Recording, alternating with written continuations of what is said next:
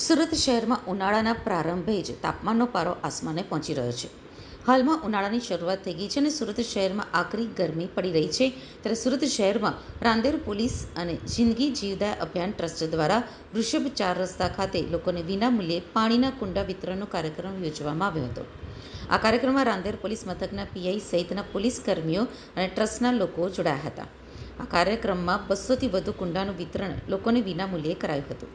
ઉનાળાના આકરા દિવસોમાં તરસના કારણે પક્ષીઓ દમ ન તોડે તે માટે સુરત પોલીસે પોતાની ફરજની સાથે સામાજિક જવાબદારીનું પણ સુંદર ઉદાહરણ પૂરું પાડ્યું છે. આ પ્રસંગે રાંદેર પોલીસ અને જિંદગી જીવદયા અભિયાન ટ્રસ્ટના સભ્યોએ સુરતના નાગરિકોને એક નમ્ર અપીલ કરી હતી કે દરેક નાગરિક પોતાના ઘરની અગાશી, ગેલેરી કે આંગણામાં પક્ષીઓ માટે પાણી ભરેલું કુંડું રાખે. આજ રોજ રાંદેર પોલીસ સ્ટેશન અને જિંદગી જીવદયા અભિયાનના સાથે વૃષભ 4 રસ્તા પાસે જે કાળઝાળ ગરમી પડી રહી છે તેમાં અબોલા પક્ષીઓને પાણીનું સારી રીતે વિતરણ થઈ શકે એના માટે કુંડાનું વિતરણ રાખવામાં આવેલ છે. તેમાં આશરે 200થી વધુ કુંડાનું વિતરણ કરવામાં આવેલ છે.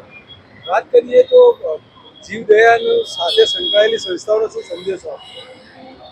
આ કુંડા વિતરણ દ્વારા એક એવો સંદેશો આપવામાં આવે છે કે જેમાં અબોલા પક્ષીઓ જે આપણો અત્યારે જે ઋતુઓ ચેન્જ થઈ રહી છે, જે કાળઝાળ ગરમી પડી રહી છે તેમાં પશુઓ અને પક્ષીઓને સારી રીતે ડિહાઇડ્રેશન ના થાય અને સરળ રીતે પાણી મળી રહે એ સંદેશો આપવામાં આવેલ છે.